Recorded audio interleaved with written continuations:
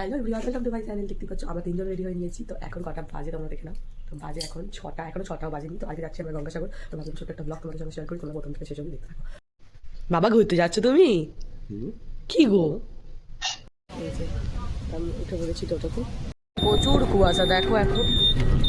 কেমন লাগছে বলো? বাসিটা হয়েছিল, চলো এবার ওখান থেকে চলে যাচ্ছে। বাসিরা উঠবে, তারপর দেন বাকিরা উঠবে হচ্ছে বাঁকড়া থেকে।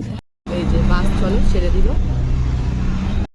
আমার হাজবেন্ড চলে যাচ্ছে, আমরা এখানে সবাই বসে আছি।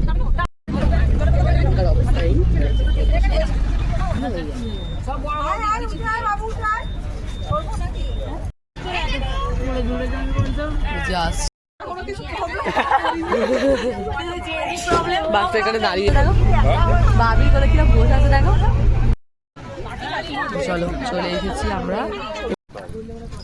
চলো এবার আমরা যাবো ভেসেলে উঠতে। আচ্ছা তোমাকে একটু দেখাও। আমার হাজবেন্ড বলছে আমাকে একটু দেখাও, আমাকে একটু দেখাও, কারণ ওরা সুন্দর লাগছে। অনেকদিন পরে একটু আউটিং করছি। আচ্ছা বেশ ভালো লাগছে বলো। জীবন হয়ে গেছিল। সবাই এখন হাঁটা ফেলেছি, এই যে চলে এলাম আমরা। এবার ভেসেলে উঠবো। কতটা ভিড়, প্রচুর ভিড়, প্রচুর ভিড় আর প্রচুর রোদও। সবাই দাঁড়িয়ে ঠেলাঠেলি করে সব ঢুকবে। কি হারে যে এখানে ভিড়, মানে কি বলবো, ঠেলাঠেলি করছে রীতিমত। আমরা লাইন দিচ্ছি, আমার ঠেলে ঠুলে দিয়ে চলে যাচ্ছে। ঢোকে গায়ে কিছু দিয়ে পারে। দেখো ছেলেটার আমার অবস্থা।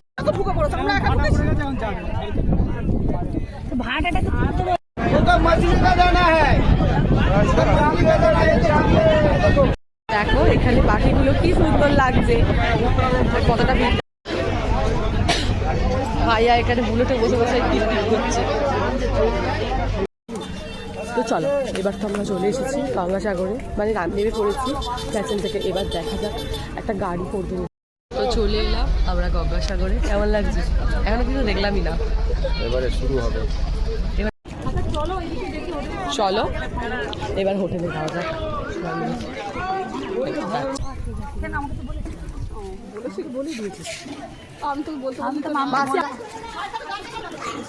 আছি এখন ভারতী আশ্রমে, এখানেই থাকা হবে আজকের দিনটা। না না চম্পা আলাদা, এটা কাঞ্চনপুর বলছি। তুই দেখবি আমরা সব রুমেতে। তো এই যে একজনের এখানে দেখো কি পার করছে, দুষ্টুমি করছে। এই যে মামা ভাগ্নে শুরু হয়ে গেছে খেলা এখানে।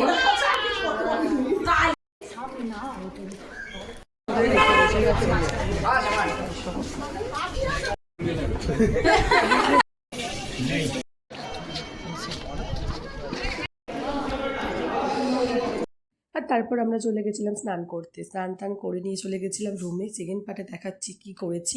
তোমরা সেকেন্ড পার্ট দেখতে হলে আমার চ্যানেলটাকে সাবস্ক্রাইব করে রাখো। তাই করছে।